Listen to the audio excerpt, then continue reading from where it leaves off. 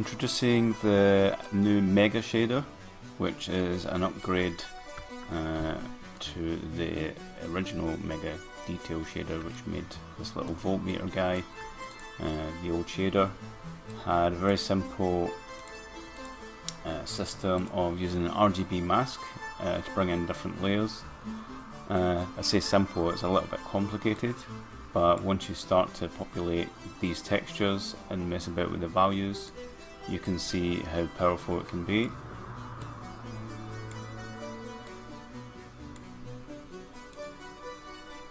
There's full control of spec color, gloss, dirt levels, AO boost, and various other things. This can be used for any kind of mesh, and if you paint an RGB texture on it, then you can control how these textures blend into each other, similar to how you would make a terrain, but it's not vertex dependent. So what I've done is extended this pack quite heavily with the Mega water-based shader and the Mega ground shader. They just go under Mega shader here, Mega water-based shader, and what I've created is a few demos just to show you how these work, and I've supplied a whole lot of textures that I've created myself. So with this one, there's a whole lot of noise modulators.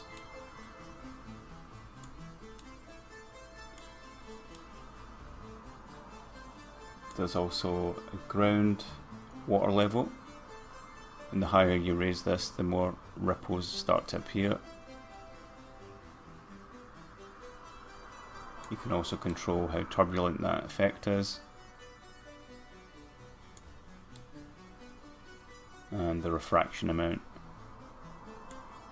You can also control the water colour and how muddy the waters are.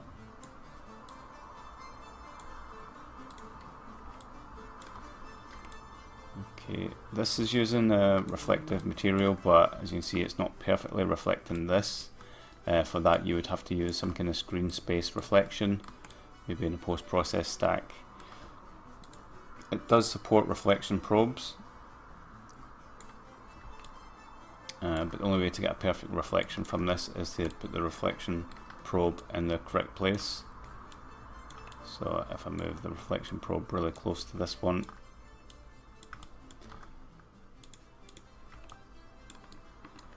you can see how it's reflecting here. That's a whole other issue though, how reflection probes work. I advise looking into that. If you want a perfect reflection, maybe use screen space reflection. Okay, so going back to this, how this works is quite complicated. So there's a RGB noise map which helps drive these noises, and all they do is modulate between the three different channels. You've got your bass channel, your mask 1 channel, and your mask 2 channel. I couldn't create any more channels because I'd maxed out all the textures slots available to us. So this is really high performance, and I would suggest maybe only using it for showcasing, or if you've got a small scene where you don't have a lot happening. Otherwise you could probably optimize it. There is DX11 tessellation, and you can see it kind of forming here, and you've got some control of this edge length. So the shorter the edge length, the more tessellation. And there's also a mixer here to go between these layers and the base layer, how much of the effect you want in. You can take the water height right down just to see that cracked soil, bring it back up again, and you can see how it starts to merge between the dry area and the wet area, and you can increase the turbulence and things like that for effect. So it's quite an expensive shader, but it is really powerful. By the time you start loading in your maps, it can do quite a lot. Now, the way I've channel packed these metal gloss AO emissive shaders, these texture slots, is a bit of a new thing. So if you're used to using Unreal, maybe the metalness workflow where you've maybe got the metal in the red channel, the gloss in the green channel, and your AO in the blue channel. Some people do it a different way. They call it ARM, where they put the albedo, the ambient occlusion in the red channel, and then they'll put the roughness in the green channel, and the metalness in the blue channel. If that's not confusing enough, I've changed it again to metalness, gloss, and AO dash emissive. So that's really for this mask 2. It drives it as AO or emissive, and this one is AO or height. So you can actually, instead of putting the ambient occlusion map into the blue channel, you can put an emissive in, and if there's something in here, then you can treat the AO as emissive, and as you can see, it goes completely white because in most cases here there is no AO, but you can invert that and you can see some kind of glow here. So if I just toggle that, and that's likely via this one, the mask 2, you can change the tiling, you can see how that changes. Okay, so that's in there. So they all have height in their alpha channel. So this is like quad packed, so R, G, B, and A, and similar to this one, but you can switch out the AO for emissive here using this switch. Treat AO as emissive. So when I switch that off, you can see it goes completely dark, and you can invert it just in case it's the wrong way round. Okay, so you got your base color. So it's your base color of the textures here, your base albedo / cutout. I'm not sure if the cutout's working just yet, probably is. This is how much you want to lerp in that color.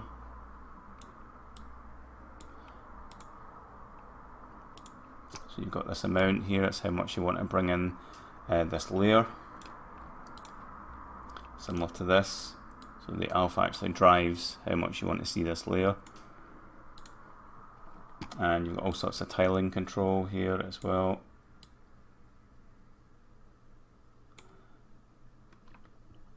The water's also got controls.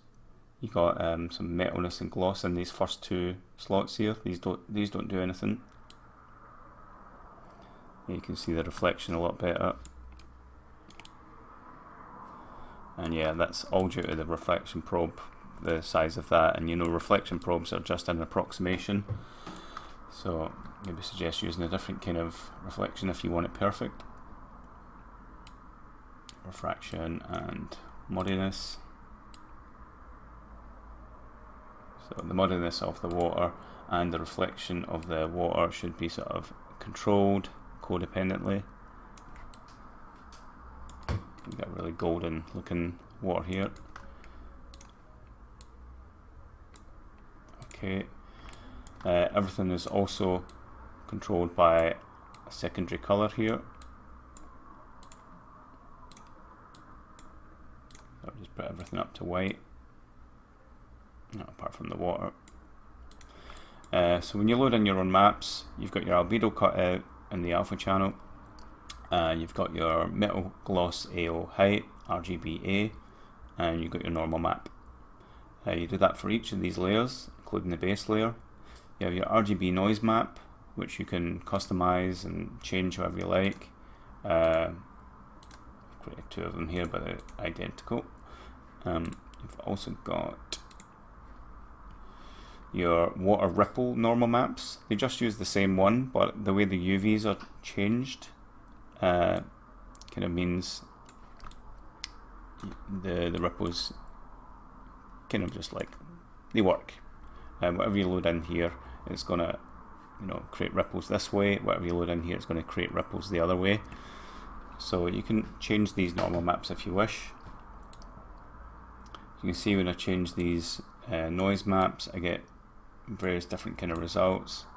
There's also various tiling and You can see how this changes the overall look, and there's also a lerper to change how it blends again. So there's quite a lot of control. It is like a graphic equalizer in a way, and you do have to mess about with the controls. A lot of them are very organic.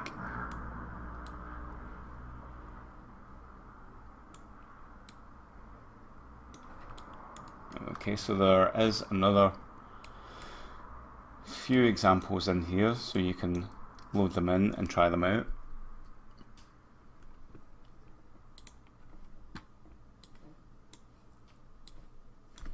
There's one with the kind of road that I created.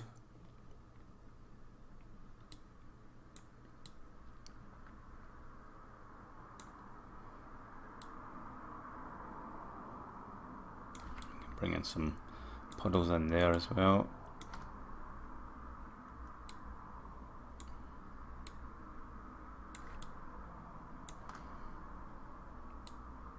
Change the water turbulence. Now, for the water turbulence to work, the water height does need to be at a certain height. So once you get to a certain height, sorry, the refraction as well actually needs to be pushed a little bit. Turbulence. And then the height level, and you'll get that slight refraction happening. And this all happens on a single plane, so there's no extra geometry here. It's all driven through DX11 tessellation and turbulence refraction maps. So that's pretty much it. Hope you enjoyed this little video, and the assets available on Unity Asset Store. Currently it's probably at its highest price it will ever be at because I've done so much work in there, but I'm pretty sure you'll find this useful, and it works well with the Quixel Mixer suite. Any sort of tileable textures, so Substance Designer, you can bring those textures in here. You need to channel pack them using this method, Metal Gloss AO and height in the alpha channel, and yeah, give it a go. Thanks very much for watching. Bye.